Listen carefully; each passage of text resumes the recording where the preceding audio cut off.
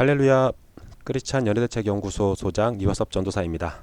예, 오늘도 창세기 말씀을 히브리어와 함께 보도록 하겠는데요. 예, 히브리어의 비중은 아무래도 적고요. 예, 좀 더 창세기의 그 상황을 한번 더 실제적으로 생각해보는 시간을 갖도록 하겠습니다.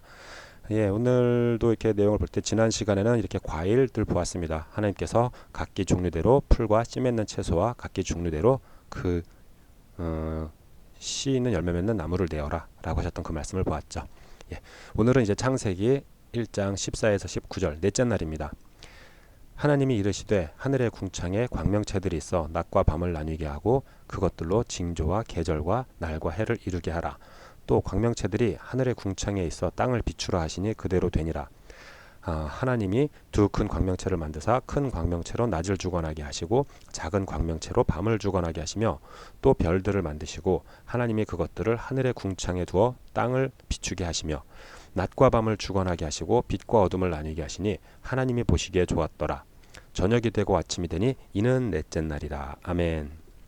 예, 이런 본문 말씀으로 넷째 날을 보겠는데요. 여기서 큰 광명체 태양이겠죠. 작은 광명체 달, 그리고 또 별들, 예, 이 모든 것을 하나님이 창조하셨다라고 하는 사실을 보여주고 있습니다. 창세기 레쉬 들어가 보겠습니다. 셋째 날의 모습까지 각기 종류대로 씨 있는 열매 맺는 나무를 만드신 그런 모습들까지 표현해 봤고요. 여기서 하나님께서 운행하시면서 말씀하십니다. 말씀하시니까 아말로 시작되겠죠. 아말 엘로힘 하야마우르 라키아 샤마임 바달바인 욤바인 라이하야 오트모앱 욤샤낫. 예, 요 내용들 각각의 단어들을 생각해 볼 수도 있지만 오늘은 이제 그런 부분은 좀 넘어가고요. 넷째 날 하나님께서 별들을 만드신 그 별을 하나 그려봤습니다. 별을 하나 그려보니까 별을 벌써 이렇게 쭉 만들다 보니까 북두칠성이구나 벌써 알아보시죠. 근데 의외로 북두칠성을 직접 눈으로 보신 적은 없는 분들도 많으시더라고요. 예, 이번 여름에 밤하늘의 별 북두칠성을 꼭 보실 수 있기를 바랍니다. 북두칠성이 안 보이면 카시오페이아가 보이더라고요. 예, 이렇게 서로 번갈아가면서 보이고 북극성은 언제나 제자리. 예, 그 별들의 모습은 이렇게 우리가 날씨 좋으면 볼 수 있습니다. 예, 이런 별 구경하고 싶네요. 올여름에도 꼭 볼 수 있기를 바랍니다. 이런 별들을 보시면서 하나님께서 라 엘로힘 키톱 보시기에 좋았더라 라고 말씀하셨죠. 이렇게 첫째 저녁이 되고 아침이 되는데 그 아침 마오르 광명체가 떠오릅니다. 그래서 오늘은 넷째 날부터는 마오르가 떠오르는 것으로 아침을 담아봤습니다. 이런 내용들 넷째 날의 별까지 창조된 하늘의 별까지 창조된 그런 내용들을 가지고 진리와 거짓 지식을 구별해 보겠는데요. 하나님께서 온천한 만물을 만드신 그 진리의 말씀, 그게 사실이니까 진리예요. 예, 우리가 잘 모르더라도 그게 사실이니까 진리인데 저는 그 진리가 사실인 것을 더 나누고 싶어서 지금 이렇게 말씀을 나누고 있는 거죠. 그럴 때 우리는 창조도 보지 못했지만 빅뱅도 본 적은 없어요. 그죠? 근데 빅뱅에 대해서는 그건 진짜다라고 다 믿어야 되고 그거를 믿는 게 현명하다라고 얘기합니다. 근데 이 부분은 정말 베드로후서 3장 말씀에도 본 것처럼 거짓 지식을 가지고 조롱하면서 예수님의 다시 오심까지 부인한다라고 말씀하는데요.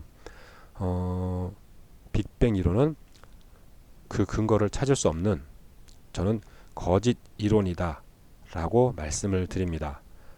제가 빅뱅 이론을 얼마나 다 자세히 잘 봤길래 그런 말을 하느냐.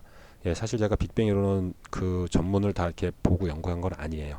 근데 빅뱅 이론에 대해서 사실 나오는 글들을 봤을 때 저도 좀 의문이 생기기 시작했는데 나중에 자료를 더 찾다 보니까 그런 문제점이 있어서 빅뱅 이론은 거짓 이론이다라고 이렇게 폐기 처분해야 된다 이런 식의 주장도 있더라고요. 그 내용 중에 하나가 일단은 130억 년 전 아무 생각이 없는 빅뱅, 아무 생각이 없는 빅뱅입니다. 아무 생각 없는 빅뱅이 시작되고 그 우주의 먼지가 우연히 뭉쳐져서 지구와 내가 됐다는 겁니다. 여기서 사실 빅뱅이라는 것은 어려운 말이 아니라 큰 폭발입니다. 빅뱅, 예, 큰 폭발. 그 폭발을 통해서 우주의 먼지가 가득해졌는데 그게 왔다 갔다 움직이다가 우연히 뭉쳐져서, 그러니까 아무 생각 없이 만든 빅뱅이 우연히 뭉쳐져서 지구와 내가 됐다라는 거예요. 여러분과 제가 살아있는 이 모든 것이 우연히 만들어졌다는 거죠. 음, 우연이다라고 하는 부분에다가 제 생명의 어떤 이 신비를 정말 그냥 둘 수가 없는데, 일단 오늘은 좀 그런 부분들은 깊게 들어가지 않고 넘어가고요. 이 빅뱅 이론의 어떤 그 기본 시작은 최초의 4대 에너지가 있어야지 그 빅뱅의 이론이 시작이 가능합니다. 이것은 제가 뭐 얘기하는 게 아니라 빅뱅 이론 자체가 그렇게 구성이 되더라고요. 근데 그 최초의 4대 에너지가 어떻게 있었고 어떻게 시작됐는지에 대해서는 모른대요. 근데 그건 있다고 치고 그 나머지들을 수학적으로 계산을 해보니까 잘 맞아 떨어진대요. 근데 그 수학의 그 영역이 얼마나 대단한지 제가 잘 모르겠지만, 음, 정말로 우주에 그냥 폭발로 생긴 먼지는 분명히 우연히 떠돌아다니는 거예요. 그게 우연히 떠돌아다니다가 그게 어떤 지구 같은 물, 산소, 질소, 이산화탄소, 나무, 풀, 바다, 돌, 이런 게 가득한 지구가 돼서 그 안에서 생명체가 정말로 막 뭐 우주의 번개가 어떻게 뭐 하늘의 번개가 등등등 그러면서 생명체가 돼서 여러분들의 손가락, 눈, 코, 입, 머리가 됐다. 이제 다시 그 얘기는 좀 넘어가고요. 최초의 4대 에너지는, 그 에너지가 없으면 빅뱅이 시작될 수 없는데 그 에너지는 있어야지 된다고 할 때, 그 이론은 왜 최초의 4대 에너지가 어떻게 생겼는지는 모르겠다. 모르겠다가 지금 현재 빅뱅의 상태입니다. 그럴 때 우연히 행성이 이제 생성되고 생명체의 시작 가능성을 아까 전 말씀드렸으니까 넘어가고요. 별들의 궤도 형성과 지속적 유지 가능성에 대해서만 오늘 좀 더 보려고 합니다.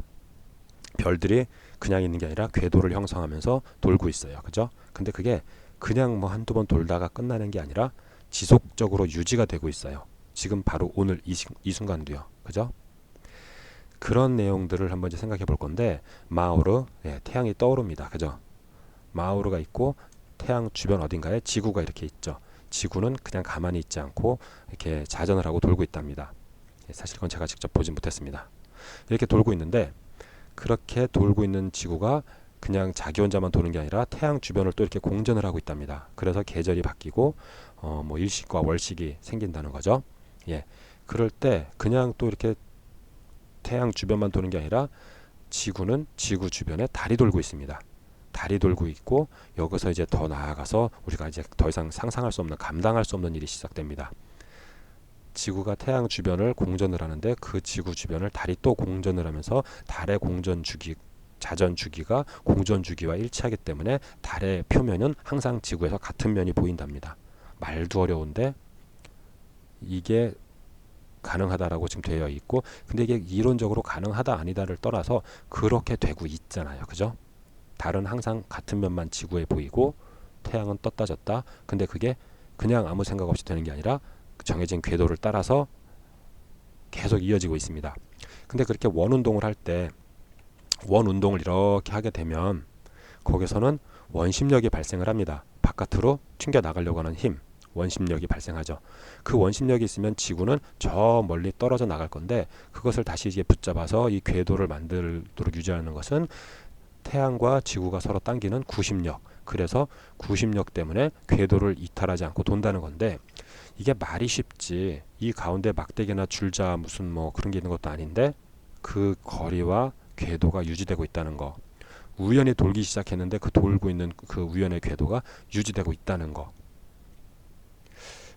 이게 그냥 우연이 됐을 것이냐, 아니면 창조주 하나님께서 태초에 설계하시고 그것을 운행하시고 있으신 것이냐, 둘 중에 하나를 선택하라고 한다면, 어차피 우리가 둘 다 본 적이 없으니까 둘 중에 하나를 선택하라고 하면 창조주 하나님의 창조하심과 운행을 선택하는 게 훨씬 더 합리적이라고 생각합니다.